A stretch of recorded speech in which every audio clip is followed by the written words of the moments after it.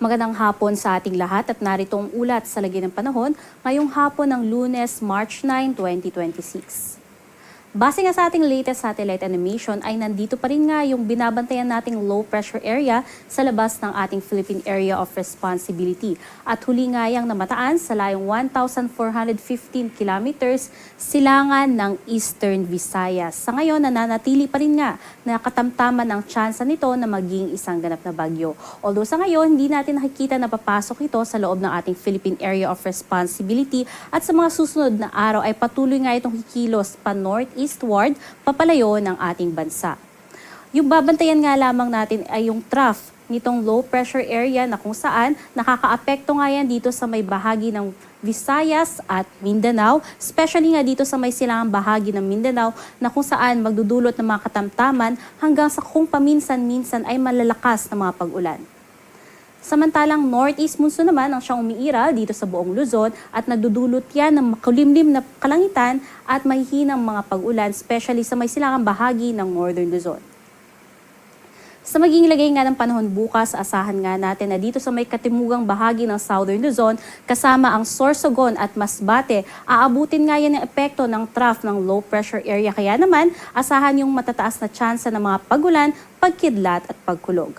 Samantalang dito naman sa may Cordillera, Cagayan Valley, Aurora, Quezon at sa nalalabing bahagi ng Bicol Region, asahan din natin yung makulimlim na kalangitan na may kasamang mahinang mga pag-ulan, dala naman ang epekto ng northeast monsoon. Sa nalalabing bahagi nga ng Luzon, asahan naman natin yung magandang panahon, dulot ng northeast monsoon, ngunit andyan pa rin yung tsansa ng mga pulo-pulo at mahihinang mga pag-ulan lalong-lalo na nga sa hapon. Agwat ang temperatura dito sa Tuguegarao umaabot ng 22 to 29 degrees Celsius, Lawag 25 to 33 degrees Celsius, Metro Manila 23 to 32 degrees Celsius at sa may Legazpi 24 to 31 degrees Celsius.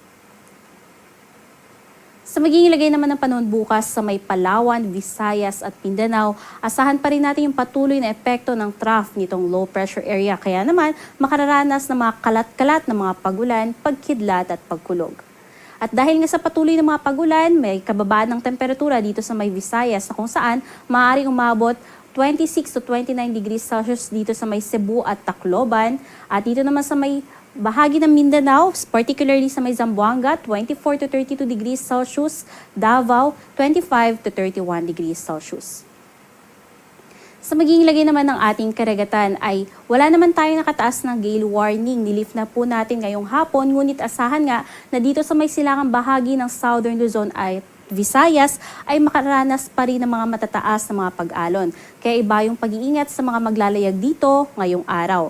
Dito rin sa may karagatan ng Northern Luzon at silangang bahagi ng karagatan ng Central Luzon, makararanas naman ng banayad hanggang sa matataas na mga pag-alon. Kaya mag-iingat din po yung ating mga kababayan na papalaot dyan ngayong araw. Samantala, sa nalalabing bahagi naman ng karagatan ng ating bansa, asahan naman natin yung banayad hanggang sa katamtaman ng mga pag-alon na maaaring umabot up to 2.5 meters. Sa magiging lagay naman ng panahon sa susunod na 3 araw dito sa Luzon, asahan nga natin na dito sa Metro Manila at Central Luzon dahil sa pag-uro nga ng epekto ng northeast monsoon at mananatili nga yan dito sa Northern Luzon na lang starting by Wednesday up until to Thursday, makararanas na ng mga pulo-pulong mga pag-ulan, pagkidlat at pagkulog sa hapon ng Metro Manila at malaking bahagi ng Central Luzon. At pagsapit naman ng Biyernes, muling bababa itong northeast monsoon natin kaya makararanas muli ng mga pulo-pulong mahihinang mga pag-ulan.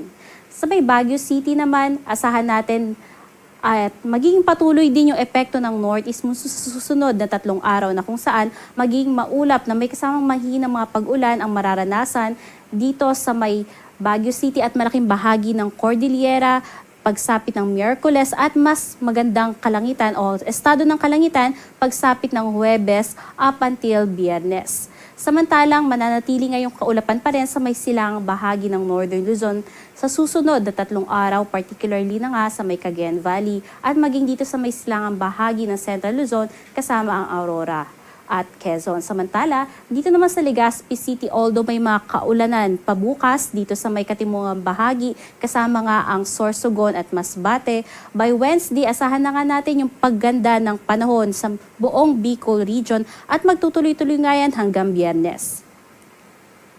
Dito naman sa may Visayas at Mindanao, asahan natin na pagsapit nga ng Miyerkules up until Friday, maganda yung panahon na aasahan natin dala nga ng pagkawala na ng epekto nitong trough ng low pressure area. Ngunit maghanda pa rin sa tsansa ng mga pulo-pulo at mga panandali ang mga pagulan, pagkilat at pagkulog dala ng easterlies.